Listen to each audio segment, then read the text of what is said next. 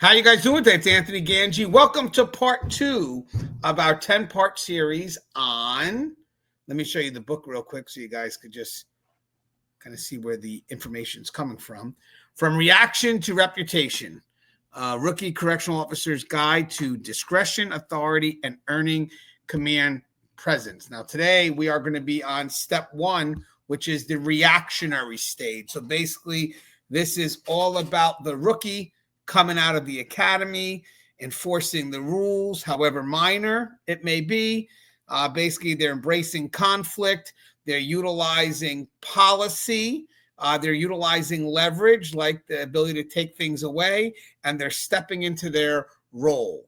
And this is actually a very important phase or step in the rookie's development. Now, what's cool about this is that we've kind of come up with a plan. That's what that book's about, of how the rookie evolves. And this right here is step 1. So for the rookies, you're supposed to be going through this. And for the senior officers, the supervisors, we're supposed to want them to go through this phase. So there's going to be a very interesting breakdown. Hey, Russ, you mind introducing yourself, please? Sure. My name is Russ Hamilton. I am a former and now retired sergeant from California Department of Corrections and Rehabilitation. I am also a former senior juvenile correctional officer, and I currently run a little thing called Keepers of Chaos on Facebook, where we really focus on mentorship and history and training and knowledge for everything correctional, and it's open to anyone that works in corrections, not just those with the badge. Currently, I also work as a case manager for a local county jail and a local county probation department. Yes. And now, guys, real quick, with the help of ChatGPT, I've been able to create a lot of books from the transcripts of the shows that we've been doing. And also, when I come up with a book idea, I have ChatGPT ask me the questions that I need to answer, and then it formulates into a book. So right now, these are the books we have out. Surviving Without a Mentor, 100 Deep Cut Tips for Rookie Correctional Staff. Rank Before Ready, 100 Subtle Survival Tips for New Correctional Leaders. Then we have Warden's Wisdom. Again, another 100 subtle tips for prison leadership. Then we have Corrections Interrupted, so how to rebuild after a critical incident. Then we have the book we're working on now, From Reaction to Reputation. Then we also have Behind the Gates, a civilian's guide to navigating correctional facilities. Then we have From Tension to Teamwork, Healing the Custody Medical Divide in Corrections. And then we also have Breaking Boundaries and Inmate Manipulation Decoded. All of them are available on ebook, but right now we are going to be focusing on this book. And it's great to be able to now take the transcripts from the YouTube videos and put them into something useful. And eventually they will be published, but right now they're available on Amazon for $9.99. So guys, remember, this is the reactionary stage. So the rookie is now entering the facility. This is about sweating the rules. And we have basically the rookie steps into the fire, not to avoid it, but to prove they can stand it. But early footing is fragile, and so they grip the rules like a lifeline. Russ, what's your thoughts on that quote? Well, yeah, that first day, well, not even just the first day. I mean, just the first few months and even beyond, I think. They're not only critical towards, shaping the type of corrections professional you're going to be in the future, but they're fraught with a lot of unknowns. One of the things that I was really confronted with is my day-to-day, I could be put anywhere. I would call up, 8 hours before the shift, and that's when I knew that where I was working, death row, and then they'll tell you, oh, no, not East Block. You're working on the shelf. And I'd be like, shelf, where is that? And it was a different place every day. And so it was a different set of circumstances. And so, it was really, kind of, really rough and tumble, because you didn't really get a chance to like sink in and just, get used to any type of routine whatsoever. And so, when you're put in that situation, it just kind of, grinds on you, and you have to learn how to deal with all of those things plus, having to deal with the inmate population and figuring out not just what your role is, but how to effectively carry it out. And so that takes a while. And, it is not for the faint of heart. Yeah. Now, guys, this is a very important moment for the rookie because this is their introduction to the profession. This is their introduction to the culture, which is another thing that we're going to touch on a little bit. I think eventually I'm going to explore a book on that as well, but I'm going to maybe interview some people and put that with the book. But this is very important because first impressions matter. Who they're introduced to this profession matters. So right now this is a moment every rookie remembers. It's not the first day of the academy or the first time they put on the uniform. It's the first real interaction inside the facility when they walk into a housing unit and realize that nothing they memorized can prepare them for the silence that greets them. Not disrespect, not aggression, just evaluation.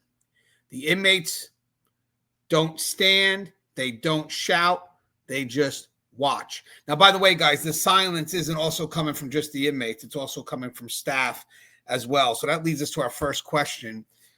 What's the value of that early moment of silence? Can it actually serve as an important cue that the environment is watching, not challenging? And how should rookies interpret that? What do you got, Russ? I would say from on my first day, there was certainly not silence. We could hear, from inside, some of the areas that we were at, that the inmates were already, hooting and hollering and, really kind of, thrashing about. And it was a little bit sobering. And, you just knew that, once you got in there, that, things were either going to happen or they weren't. And so it's just, one thing, it's a constant barrage of tests. And the tests come from the inmates, the tests come from your peers, the tests come from, your superiors. And so, and that lasts for quite a long time, probably, several months. So I can't say that I experienced the silence. Kind of wish I had. Well, there are people that walk into the facility and they know they're being watched. They're being watched by the inmates. They're also being watched by the staff that've been there because you're walking into a culture that already exists. So sadly, I wish I could promise you that you're going to walk in, everybody's going to embrace you and throw out the welcome mat, but it doesn't work that way. So sometimes there will be silence. And for senior staff watching this, just know that silence is never neutral. It's going to be interpreted by the rookie through their own insecurities. Now, I do know there are some reasons why there may be silence right away. I mean, you could have a lot of senior staff that aren't just in a quick rush to meet a rookie. Maybe they've seen people come and go, or maybe they're just don't have passion. They're not connected to the profession like they should be. So they kind of don't want to reintroduce themselves and their old feelings to a rookie. I've seen it, guys. But in the end of the day, we have to be very careful about that silence because that silence will be interpreted in a way that we may not want it to be interpreted. We would like to have our rookies go into a facility knowing that they are welcomed, knowing that they are included. And silence could be deafening for them. So for me, I got lucky, Russ. I had, when I walked in, a good support group. It wasn't about sink or swim for me. I actually had people that were filling in that void. Some were upfront with their advice. Some would let me do things from a distance and then come in, correct me to the point where even if I did make a mistake, it wasn't a mistake that couldn't be fixed. So they were kind of watching me from a distance, being a safety net. But the good thing about that is when there was some silence with them, I already had trust with them. So I knew the silence from them would just be more about me stepping into my role, and that they would only interact at that point if they felt I was falling too far. But for the people I didn't know, the silence would be interpreted in many ways. But with that said, I got lucky to have a support group. So I really wasn't so focused on the silence from the people that I haven't built a rapport with. Now, Yeah, I'll get Russ. I was going to just to double back to that a little bit is from that viewpoint. Once I got through the first week, the first time that I actually went into to actually work a shift, that part of it definitely, and from that side of staff, met with silence. Where the guy I was relieving, all he did was he didn't say a word. He just put all the stuff down on the table and just walked away. In the original part here, where I was talking about, the inmate reaction was that which was not silent. But yeah, I definitely had that. Not on too many occasions, but enough that I think it can be troubling, when the culture of a place, just says, hey, that's okay. That we're going to practice sink or swim, and we're just not going to let anybody, in and get close, until they've been blooded, or whatever terminology that we want to put out there. Yeah, and guys, by the way, I get senior staff are not going to automatically trust the rookie.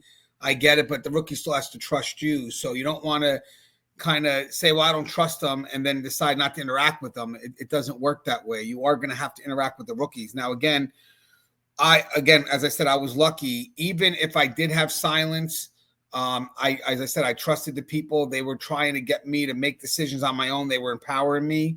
And I think for me, that mattered the most, because it kind of told me that I was heading in the right direction.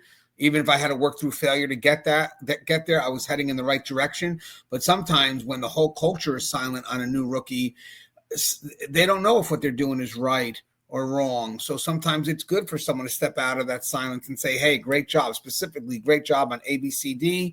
We'd like to see more of that, or, hey, you could have done this a little bit better. So that silence can be very deafening, and you just have to be wary that it's never going to be neutral. It's going to be filtered through the insecurity of the rookie coming in. So again, we're in that moment. The rookie officer begins to feel a new kind of pressure, the kind that doesn't show up on a training schedule or a policy test. The pressure to perform, to prove, to protect themselves from being seen as soft, unsure, or worst of all, out of place. And so they do what most rookies do. They enforce hard, fast, consistently, even when it doesn't quite make sense. Because in the beginning, control equals confidence. And when confidence doesn't yet exist, control becomes the crutch. Now, Russ, how can rigid enforcement actually help stabilize a rookie in these early days? And is it fair to say that sweating the small stuff might be necessary before you learn what truly matters? And this is the reactionary stage. This is the meat of it. So I think what you tend to see is when you're first going in, you don't have any idea about what that whole discretionary decision making really is. And so you have to start somewhere. And so, by starting on the small things and working yourself into a position where then you begin to deal with perhaps larger and more serious issues, it gives you a chance, to kind of get your feet wet without having to jump in all the way. Now, of course, sometimes there's no choice but to jump in immediately because, it's a prison, it's a jail, things happen.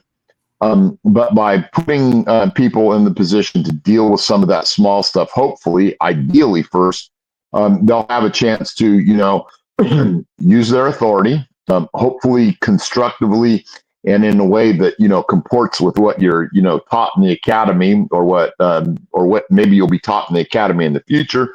But also, have that chance to have the follow-up, the follow-through. So you've got to, write that report. Maybe you have to issue it to the person. It all depends on, how your particular facility operates, what policy and procedure is, and give them a chance to understand, not just the things that you immediately see and deal with, but what the aftermath of those things are, like the reports. And then the report, might have to go to a hearing officer, and then the hearing officer, comes to a decision, and some places are good about telling you what happened, and some places aren't.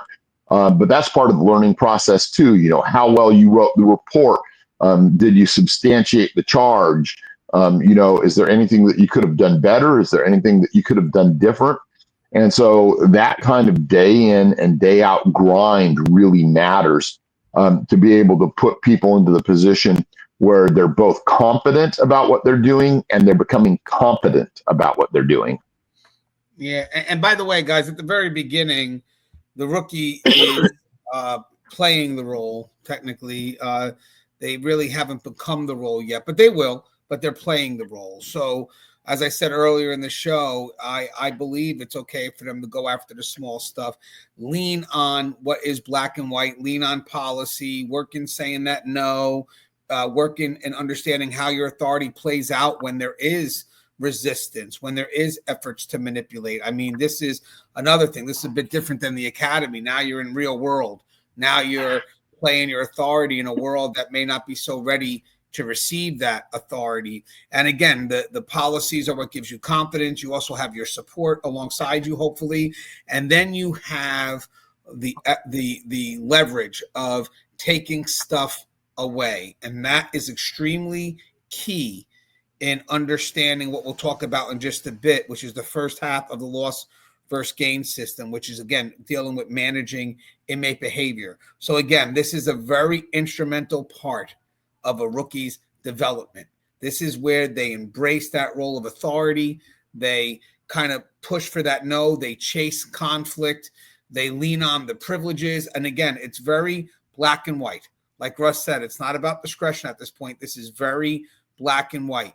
You're either right or you're wrong. At least that's in the eyes of how they'll view the inmate when there's a violation. There's no in between. And guys, just to also add another note, if you are a supervisor or if you are a peer, you should know that this is expected. The rookie needs to go through this. So you should be expecting write-ups, and you should be expecting the rookie to be testing their authority. And if you're partnered with this rookie, please work at that rookie's level.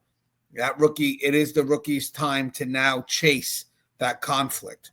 So now this is when they start moving into the role becoming their identity. So the reactionary stage is not just about doing the job, it's about becoming the job. And we talked about that, right? So I'm playing a role at first until I become the role. And the reactionary stage is a great introduction to that role because, as I said, you have other areas you can lean on to give you confidence, like the black and white rules of the policy, the leverage or support. At this point, the rookie has no real reputation, no rhythm, and no deep understanding of how presence works. So they lean on what they do have, which is policy. Every violation becomes a test of their resolve. And remember, guys, they're pushing their authority in a world that's either going to be resistant, manipulative, etc. So they're testing it. Every minor act of noncompliance, every shirt untucked, every late stand, every whispered during count is interpreted not as a behavior issue, but as a personal challenge. And with that perception comes a heavy-handed response. Write-ups flow freely, verbal commands become sharp, posture becomes stiff and defensive. The officer starts sweating every detail, not because they're obsessed with perfection, but because they're terrified of what happens if they let something go. Now, remember, guys, this is important real quick. When a rookie is in the academy, they're told right off the bat, you got to come in hard because that's going to be the template. That is going to be your foundation. If you come in too soft, you'll get walked on. So this is something that they embrace. And when they go in, they kind of walk into that reactionary phase. Now, here's the question for you, Russ. Let me get it out there. Why is it important not to immediately criticize this phase of over-enforcement? What does it reveal about how rookies are trying to assert control in uncertain territory? Well, you know, we have to really focus on the fact that that even within those of us who, became or in the process of becoming senior staff, there's people with different ideas about, how everything should go. There are some people that are, hard chargers all the time. and they keep that about them, which is fine because they're exhibiting the consistency that the inmate population needs from them. There are other ones that are a little bit more lenient, that are willing to bend a little bit more, and that's generally fine too. I think that what the rookie is really hopefully trying to find is where the balance point is for him or her. They're trying to find, where that fine tuning point is. And so in order to find that fine tuning point, you have to immediately, press a little bit toward the extreme, because if you're not pressing toward that extreme, you're never going to find it. And you're always going to stay on the backward side of it. And you are going to be walked over because you're not going to be able to find what that really good balance point is. So we go beyond that balance point because we can always pull back and we can always adjust and readjust. It's very hard and very difficult to do it from the other end of the spectrum. And just to fill you in on what I mean, and as an example is, we talk a lot about the no word, right? And the reason that we talk about that is because it is easy to turn a no into a yes, and it's almost impossible to turn a yes into a no. So we always start with, this is in many ways, it's kind of like, art of the deal. We start and we extend far beyond, where we're willing to, back up and come to. But that's because we need to see how the other side is going to act and react to what we're doing. And so that's just the critical phase of this. And everyone has to find what their balance point is. Everyone has to experience being able to take their authority and use it. I'm not saying that they should abuse it, but they need to use it, and they need to see how that's acted and reacted upon. Because what we do as we go through our careers in corrections is we use our authority. And sometimes, I would say that most of the times, that authority is accepted to a point, even if they're talking back or whatever. But generally, mostly, you're going to get compliance. Sometimes you're simply not. Sometimes, you're going to get, nothing but full resistance. But usually somewhere it's just some resistance, a little talk back and forth. And, sometimes somebody has to go in bracelets. Sometimes they don't. Sometimes, we end up having to use force. But it's important. It's important that our rookies experience using their authority and dealing with the level of resistance that they get back. And so that's why it's that point at which they are really learning to assert themselves and to become a fully functioning, competent corrections professional.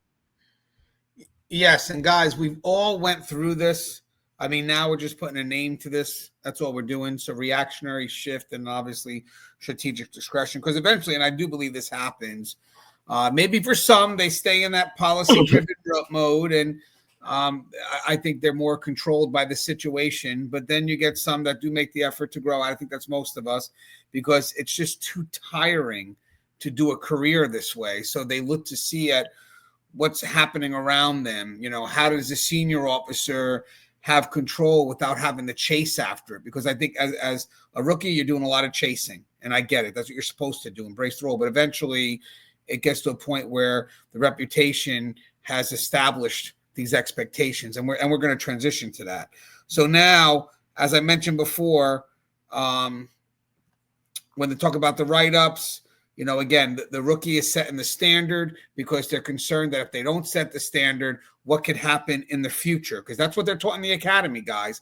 Set this standard, go hard, because you don't want to get walked on. So again, what is the rookie thinking? Like, if I don't correct this now, I'll lose everything later. If they see me hesitate once, it's over. If I let this slide, I'll never get it back. And it's not ego, it's survival. And it kind of is on the extreme, but that's okay. I'm okay with it being on the extreme because it gives a little bit of urgency for the rookie to really reinforce who they're going to plan on being eventually. Now, this is the emotional terrain of the reactionary stage. The rookie is not trying to dominate. They're trying to establish identity in a world where uncertainty is often mistaken for weakness. Now, this, Russ, is something that we discussed a while ago, but comes into play right now. This is the rise of the loss model. We've done videos on this before. We talked about loss versus gain. This is the first half of this system. This is when you're coming in and you're dealing with inmates that have stuff to lose. And that's why I always say when a rookie first comes into the system, they need to be put in spots where inmates have stuff that could be taken away, because they're going to be leaning on policy and procedure, but more importantly, they're going to be leaning on privileges to maintain their authority. So the rise of the loss model. So it's during this stage that rookies also embrace one of the most foundational control tools in the correctional environment, the loss model. Now, guys, if you're from the outside looking, and I want you guys to realize something, every time a privilege becomes a right, it starts to lessen the officer's ability to control behavior. That's why we are very protective of what becomes a right. So granted, maybe visits are a right, but contact visits aren't. So we do have some control over that. Or, maybe you got to keep the inmates entertained. So they're supposed to have, they're supposed to have something to entertain them. Okay, well, I could take away their TV and give them a radio or a book. There's always got to be some way to downscale it so the officer can maintain some level of control, because at the end of the day, inmates do have stuff to lose, even the lifers. It's the routine that they're in. People are more motivated by a loss than a gain. So it's simple. Again, it's immediate. It's clean. The loss model, it's simple, immediate, clean. You take something away, a job, a program, a privilege, and that loss serves as a behavioral consequence. It sends a message, cross the line, and there's a cost. And to be fair, this model works, especially early on. It's one of the few tangible forms of controls rookies have. It gives them a lever to pull, a mechanism to respond to defiance. In a sea of ambiguity, it offers something reliable. And more than that, it gives them a language of authority when they haven't yet found their voice. The problem isn't that rookies rely on it. The problem is when no one shows them what comes next, because the loss model, while effective in isolated incidents, was never meant to be the entirety of behavioral control. It's only the first half of the story. But during the reactionary stage, it feels like the whole book. Now, Russ, question I got for you right now is, why does the loss model feel so empowering to rookies? And should we support their use of it early on before slowly introducing them to other tools of behavioral influence? And that's where you kind of start crossing into discretion. Yeah, so the loss model, definitely has some high points on it. Some of the things, that have come in over the years, though, have kind of eroded that some. Although I'm a big proponent and really, believe in due process and so forth, sometimes some of these things, because they require a hearing officer to take it away, or because it doesn't seem quite so immediate, for whatever reason that might be, it can lose some of its potency. And where it can really lose potency at is where that individual officer is not immediately backed up. And so to say that, the loss model is not a great tool is incorrect, because it can be, it should be, and it's one of the things that we want to use, because it's part of policy, because it's part of procedure. There are other things, though, that we can use that really leverage our position a little bit better, where maybe we don't have to, fall back on actually writing paper, and that we can use, merely by our presence, and that we can use merely by our reputation. And that's why those things are so important. But it's impossible for the rookie to rely on the reputation, because they don't have one.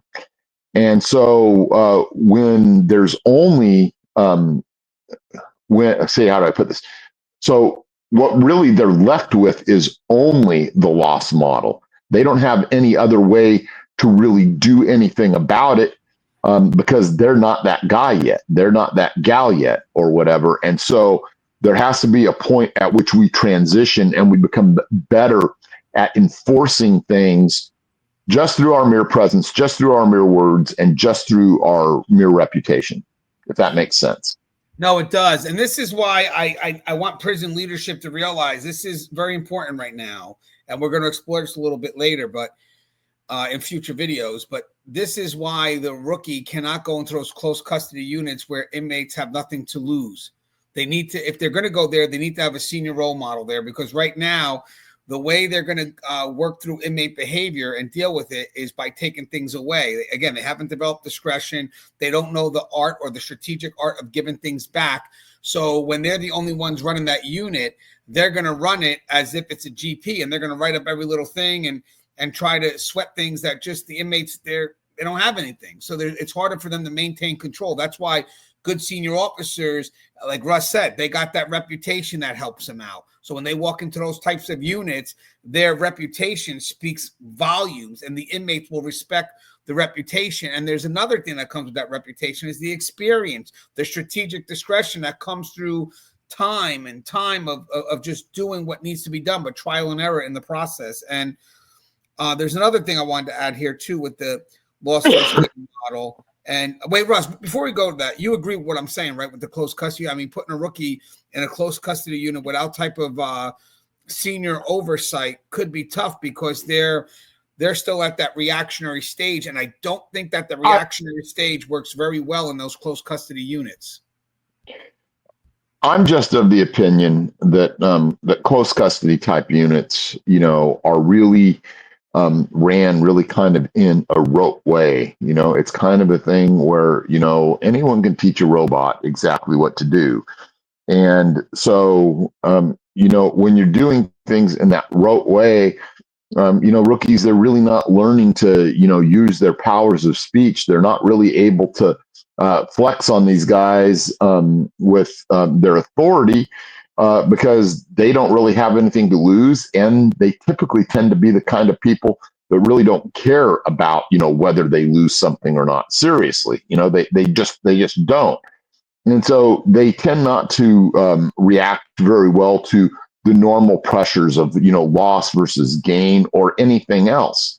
And those inmates tend to also they tend to really just they're just very impetuous, and so dealing with individuals like that is a totally different thing. I like to see rookies who have to get in there, general population, mix it up with these guys, learn to talk to them, experiment with the way that they, handle different situations, and go through a progression. The progression that you go through in these tighter run units is very small, because the amount of things that you can do or not do is so much more restricted, and so it just becomes that, hey, what happens? They go to the shower, or they go to the yard, and they get a meal, and so that tends to be kind of the limit that we're working with. I know other things happen, and sometimes bad and dangerous things happen, but it's not the same type of interactions at all. Yeah, and I want to mention something. So with the loss first gain system, the rookies that are coming in that are going to start taking things away, eventually they're going to learn that the power doesn't really come from taking things away, but rather how you give it back. And that's something that is, it takes time to learn. I truly believe there's strategy in that. There's a lot of discretion in that. And when some people come up and say, hey, you know what, you're punishing inmates when taking these things away. No, we're holding them accountable, because they have to earn it back. And that's another section that we need to explore a little bit more and really get out there to the public. No different when you have kids. They acted wrong. I took it away, but it's not permanent. They will have their chance to get it back. But the rookie right now, their number one job is, embrace that conflict and prepare to take things away. And then you'll see how this interplay happens eventually when they start to shift and then start seeing the other side of the loss first gain model. But with that said here, the question here, why does the loss model feel so empowering to rookies? because it's black and white to some extent. As long as, like Russ said, you got your support from your supervisor, because most of the time, I'm not going to say, because sometimes you're right. There could be things that could go through the DHO, but usually they'll decide what's being taken away. But there are some on the spots that the officer should have control of what they can take away, like a TV, maybe rec time, whatever it is. And that support should be immediately followed up with, I'm sorry, and those items should be immediately followed up by the support of maybe that next level of authority, which would be the supervisor. So I do believe that this is a very needed step because it's black and white, it's simple. So it helps me reinforce my authority. So it gives me a stamp. So if Russ is doing something he shouldn't do, I go up to Russ. I can't do it. You're not supposed to do it. Russ goes to challenge me. Okay, so the next step forward is we're going to document it. And now I'm taking your TV. And then the supervisor comes and supports whatever the action is going to be that really benefits what I need to get across. Because maybe Russ doesn't really watch TV. So maybe I'm going to get Russ to work 4 hours. I mean, whatever the goal is, the point is the rookie has that stamp and it's pretty much black and white. And so should we support their use of it early on before slowly introducing them to other tools of behavioral influence? 100% yes, because this is the beginning of it all. This is understanding because I'm going to tell you something right now for our rookies. It takes more courage, I think, to take things away. So we want you to embrace that. And then eventually the leverage that comes from being strategic and giving it back, that's a bit easier because that's totally something that you have 100% control of. It's I have it. You want it back, then do this for me. Now we start to work on what needs to be done for you to get it back. But the harder part is that first part. So I want the officers that come in to be comfortable with that. And that does take time. Now let's move on to the next part. So what's this stage look like? So what does this stage look like? So there are recognizable patterns in every new officer. If you've been around the block long enough, you've seen them unfold. So you got write-ups come fast and frequent, not necessarily because the violation is serious, but because inaction feels dangerous. We talked about that. Minor issues become battlegrounds. A slow stand-up or a second glance is interpreted as defiance. Every moment feels symbolic for the rookie. Tone is elevated. Volume replaces presence. The rookie hasn't yet learned how to speak with weight, so they speak with force. And body language is guarded, shoulders tight, back straight, eyes scanning constantly. Their posture says, I'm ready. But what they really mean is, I can't afford to be on ready. Now, the question here, Russ, is what do these physical and behavioral patterns tell us about the emotional state of rookies? Should training academies prepare them better for how that stress will show up physically? I think it's hard to do too much better of a job. I think all you can do at the beginning is discuss it with them, and then show them the way. And sometimes I've always been a big proponent. No, we don't want to bring in sink or swim, but I do think that sometimes you have to let them find their way. You can't be there, holding them the whole way, and you can't be too disengaged from them either. So I think that, there's a couple of things. One, letting them find their own way when at all possible. And number two, modeling good and different and varied ways for them to come in and deal with the inmate population. Sometimes you have to show them, how to say yes to an inmate in certain specific areas, because they're coming in and they should be saying no right out of the gate. But sometimes that can be harmful because then they never quite learn how to say yes. But what do we want them to be able to do? Well, we want them to be able to employ discretionary decision making. And so a lot of these things have to be modeled for them. Some of the things that they just have to, be able to, come through on their own. And some things just have to be explained to them. One of the things I used to talk to them all the time about is, okay, so, we're not going to overburden our hearing officer, and write a bunch of nonsense charges anymore. I want them to learn how to write in the beginning and so forth. So what is it that we do? What can we do to get the compliance that we need? And just to be able to model things for them and tell them, hey, you know what you do? You go in there and you make the easy thing easy and you make the hard thing hard.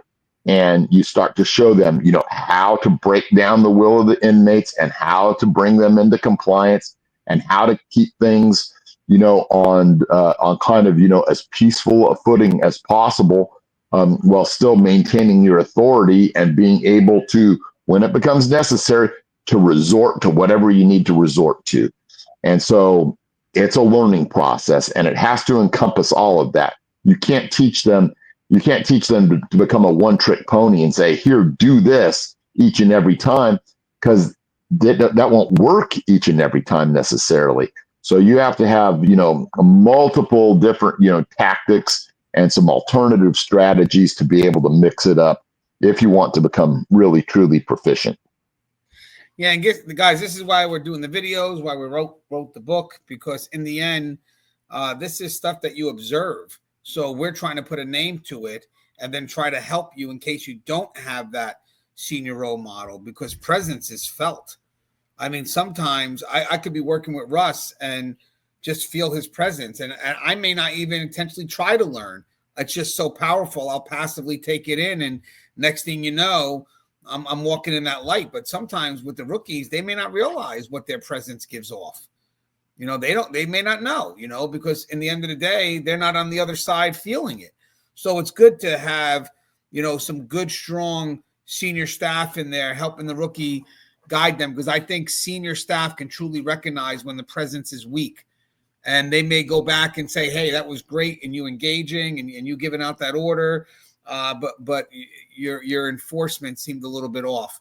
It just didn't have weight. Now, mind you, there was something that I did mention where the rookies, again, they don't have weight. So what they try to do is they try to be a bit aggressive. And that doesn't work either, because one, you'll get burned out pretty quick, but two, you're going to get called out on it. Believe it or not, a steady tone carries a lot more weight than somebody screaming or yelling. So now, again, talking about basically body language, whatever, chasing after every little thing, just let people know this isn't bad policing. It's early stage identity formation. So the rookie's not arrogant. They're unformed. They're not stubborn. They're unsteady. And they're not trying to be aggressive. They're trying to be undeniable. So why it happens, the psychology behind the posture. Let's go deeper than just rookies are scared. That's too simple. This stage is complex, emotional, and often invisible to those who've already passed through it. So here's what this actually is happening under the surface during this reactionary stage. So the first thing we got is the fear of being tested. So inmates don't test rookies with big, bold actions. They test through timing, tone, and eye contact, delayed compliance. And rookies know this. So they're on constant edge, hypervigilant to the smallest shifts in behavior. So Russ, do you think rookies, now remember, this is going to be number one, fear of being tested. Again, this is happening during the reactionary stage. Do you think rookies are right to be hypervigilant early on? And can that edge actually help them stay ahead of problems, or does it wear them down too quickly? That's a big can of stuff there. See, I would say this. I would say this. You know, knowing what I know about inmates and so forth is you can put yourself into a position where what you're doing just becomes work. If you fail the tests of inmates, because once you have one test you and get away with it, then they're all going to test you. And then to eke anything back and get back up on even footing ground from that is work. I was of the opinion, you know, I want to do the work that I want to do, and I don't want to have to do the work the inmates are making me do, because that actually takes away from being proactive, because now you've suddenly become reactive. So I think that, being hard and putting yourself, out in front of things instead of, getting behind things where you can never catch up is the smart call. The smartest way that you can really get behind that, though, is to try and figure out, where you get the most bang for your buck at.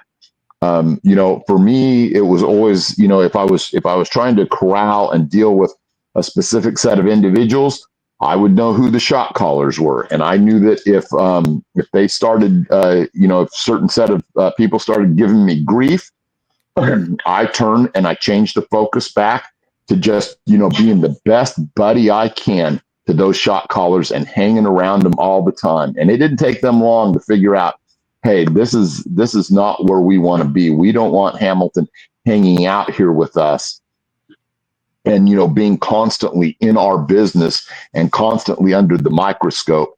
So once again, I get back to the saying that I have, make the easy thing easy and make the hard thing hard. And so that's what I constantly chose to try and do, to leave me free to try and do the type of interdictions that I wanted to do. Because I didn't want to have to, sit there and babysit, a bunch of BS that was going on because they were just trying to take me out of my game. So this is a great question because I don't want hypervigilance to turn into be a paranoia for a rookie. I think there's a pace, and I think that's where if you do have a good senior role model, you do respect the pace, but you do allow the officer to chase after what needs to be chased. Because like Russ said, this is reactionary at this point. So they are somewhat being pulled into situations that they have to react to, which okay, that's great.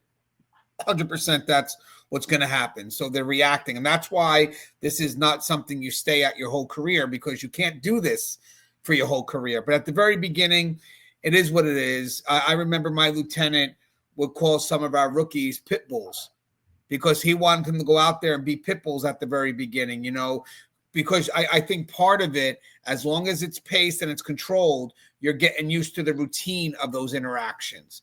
So at the very beginning, I guess, it's about pacing it, yes, but also getting yourself familiar with that routine and letting the inmates also see that you are willing to step up and reinforce what needs to be reinforced. Now, I do feel there is an extreme about the fear of being tested and failing that test. I don't want that to be your motivator, because this is your effort to learn.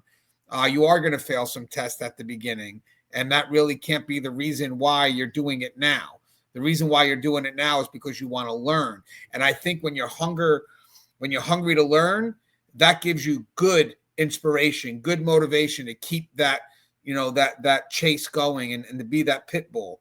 Now, the next part we got here, Russ, it's part of that. I think there's 4 things here. So now we also have, during the reactionary stage, the lack of identity. So until they develop, so the first one was the fear of being tested. Second part is lack of identity. So until they develop a presence of their own, rookies borrow identity from policy.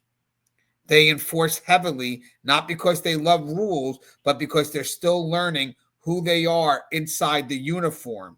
So, Russ, the question here is, what's the role of policy during identity formation? Should we view it as a set of rules, or more like scaffolding that helps rookies shape their command presence? And it's kind of in alignment with what we were saying, I believe.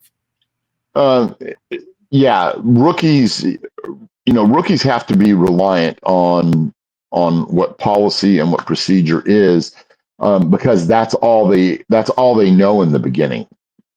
And so, they look at those words that are in black and white and they translate them outward the best that they know how.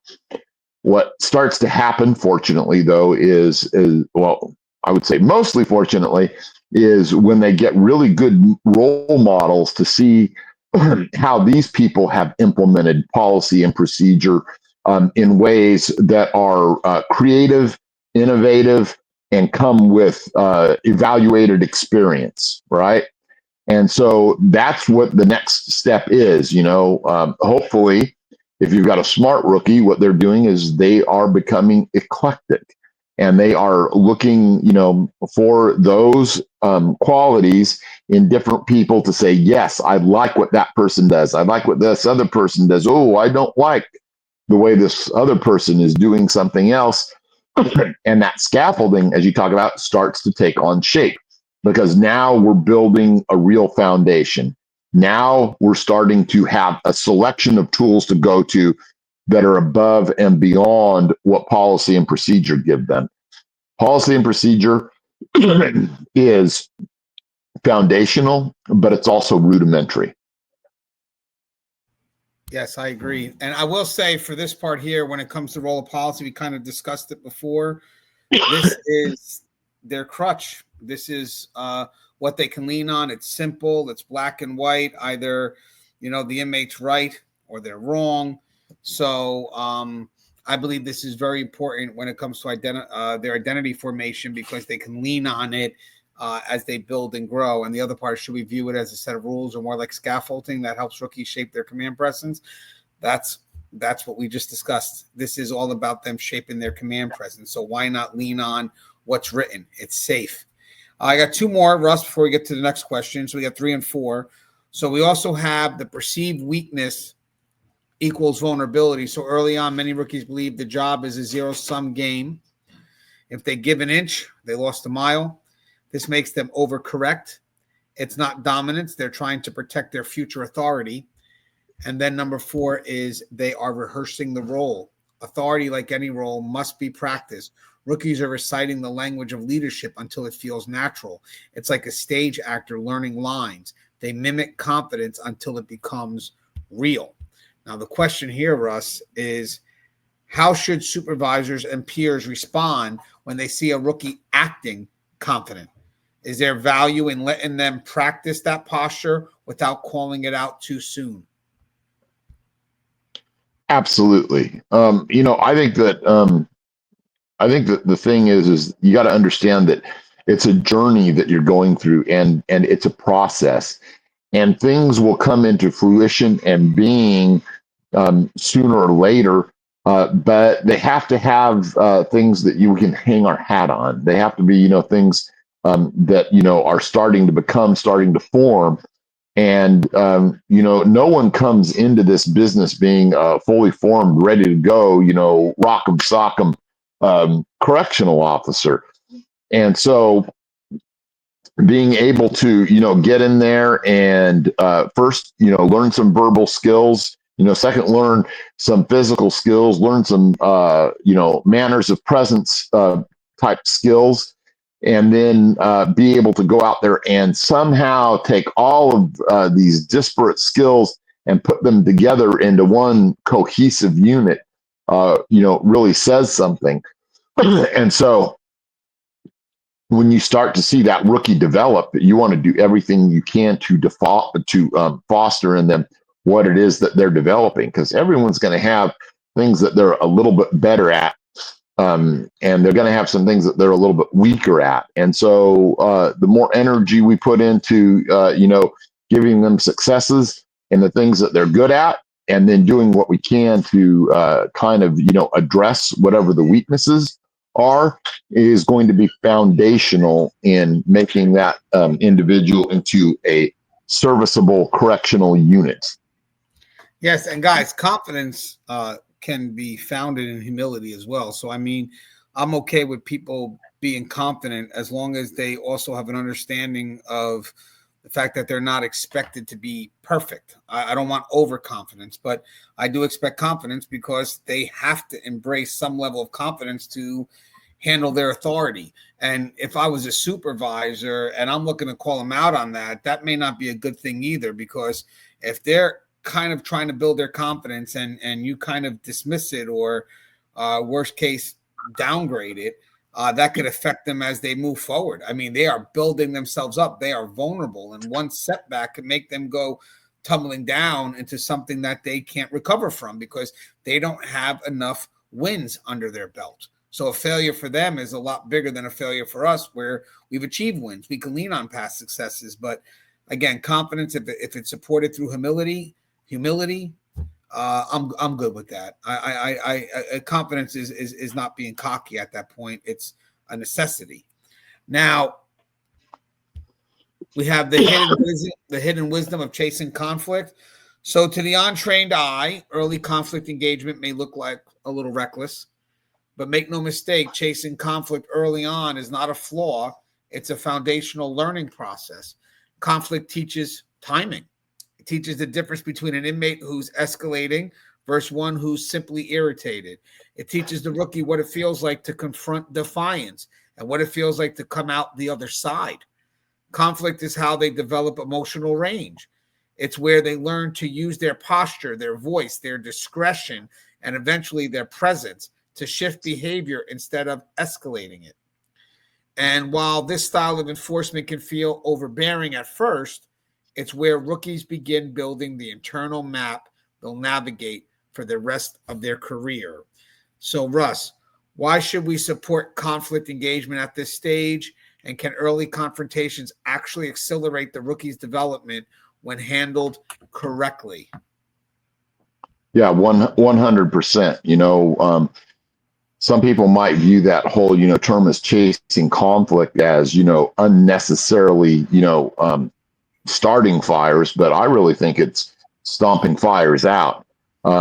There is going to be, conflict and danger and felonies and everything else, embedded within everything that you're trying to do out there. And so it's just a matter of, hey, if you are going in there and trying to address those things, because so many people are willing to, wait and let them bubble up and foment and forment. And then the next thing you know, we've got a riot out there on the yard. Instead, if we'd been more proactive and preventative, we could have stopped all that. So the rookie that's willing to go out there and look into those things and investigate what's going on in their unit is doing exactly what I would want them to do. They are putting themselves in a position to be preemptive and preventative and active versus reactive. And so that's what I would want to see every single time. Yeah, and the reason why I said chase conflict, and the reason why me and Russ kind of teach this a lot is because it tells the rookie what you're going to expect when you are going to confront an inmate who may not be so willing to do what it is that you want them to do. So I always say chase conflict because that kind of tells you that you have to be prepared for it. I'm not saying chase compliance. I'm saying chase conflict. Also, on the other question with there, can early confrontations actually accelerate the rookie's development when handled correctly?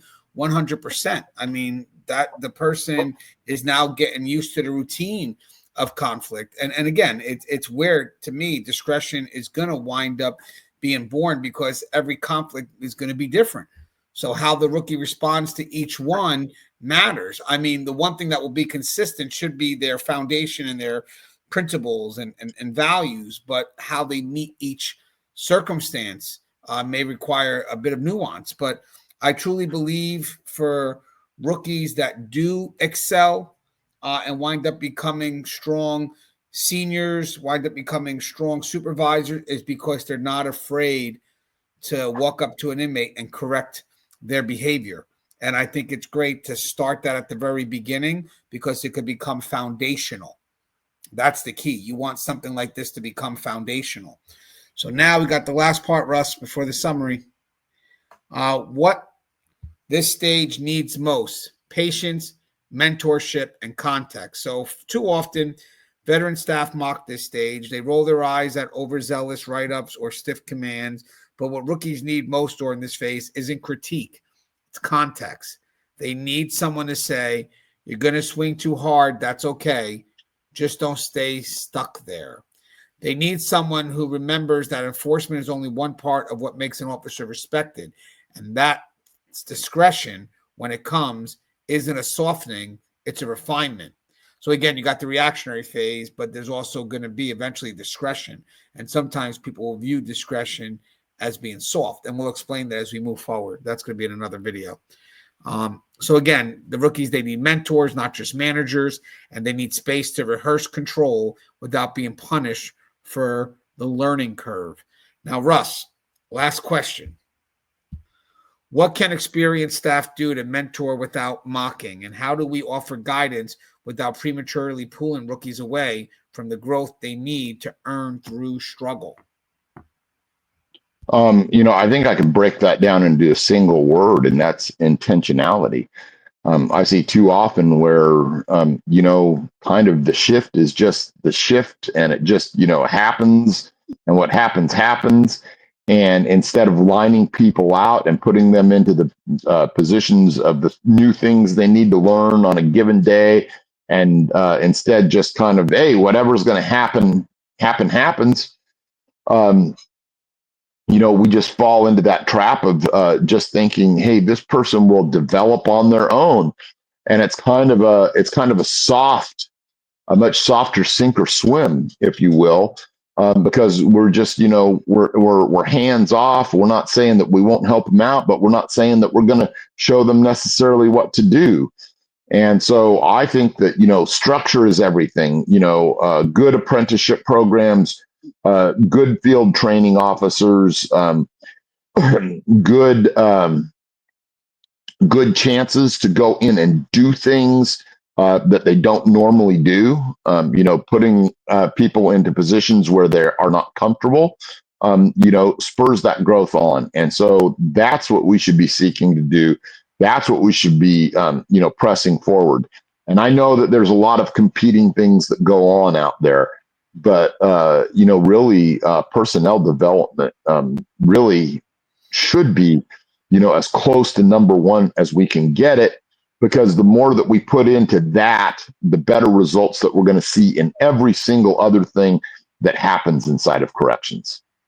Yeah. Now, guys, remember, if you're mentoring someone, there is no dumb question. You have to give them an environment where they're safe to learn and they can ask questions in their effort to grow and develop. You shouldn't be in a position to mentor if you're mocking the individual, because again, this world is new for them. And sometimes we forget our rookie eyes and how we saw the world. And how do we offer guidance without prematurely pulling rookies away from growth that they need to earn through struggle? Again, you can guide somebody through a safe distance. I've worked with good people who would let me go through something because I needed to go through it, but wouldn't let me go too far into it. They knew exactly when to pull back, but they allowed me to, one, go through the mistake, but also to feel some of the consequences after it. That's key. The key to learning is not just being going through the mistake, because that's very important, but also understanding the consequences behind it and then trying to move forward from those consequences. And I have people that literally empowered me from a distance, and they let me feel the weight of my decisions, both good and bad. And that's a very fine balance. And that's something, sadly enough, I don't know if we have much of right now, because we have a younger workforce. You could be trained by someone who only has a year on the job or less. You have one day more, you're eligible to train now. So there's a finesse. Now, the last part, Russ, is the summary.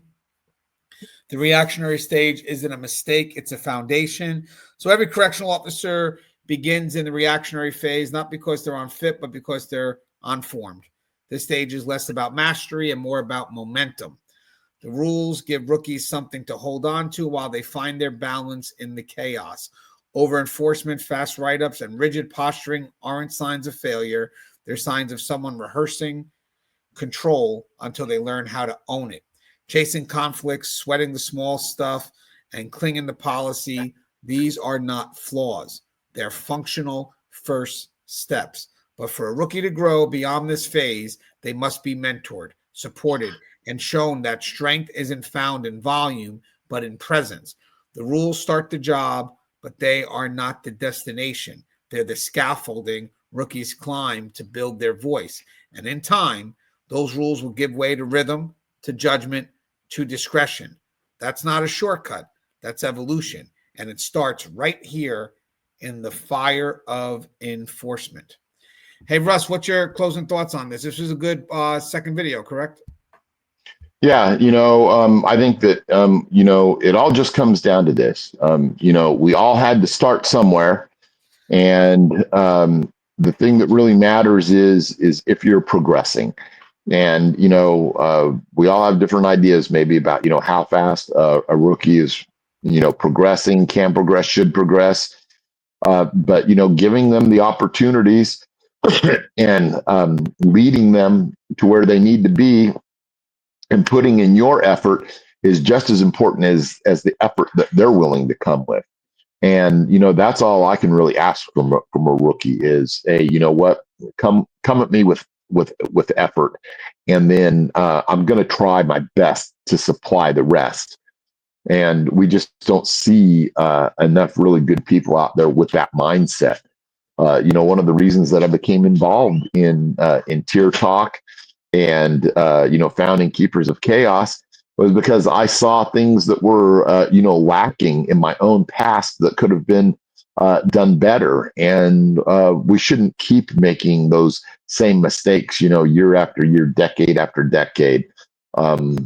It's a dangerous job, and if we make it more dangerous by not trying to stop gap what those problems with regard to to learning and proficiency and all that kind of thing, then shame on us. Because corrections is truly hard enough as it is. Yeah, and guys, now the next video will come across. Video 3 will be the shifting point. It's going to be the shifting point. And basically, eventually, the rookie starts asking the most important question of all: is what I'm doing actually working? And this is where we discuss basically the shift from reactionary to the initial attempts of utilizing discretion, because eventually what's going to wind up happening is you're going to look at the officers around you and see that there's a different way of things, and maybe you don't have to always chase for conflict, or maybe you don't always have to write up every little thing. But again, we've evolved to that point. So hopefully this second video was helpful. Again, we're building a 10-part series here. This is video number 2. We will try to get video number 3 up here later in the week. Thank you, Russ, for coming on and sharing your expertise. I will see you for video 3, which will be called The Shifting Point. As always, guys, the show is Tier Talk, or sorry, it's not Tier Talk right now. This is a lesson. It's coming from the people of Tier Talk, but this is a lesson for officers going from reactionary to establishing that reputation. 8 more videos left to go. As always, guys, stay safe.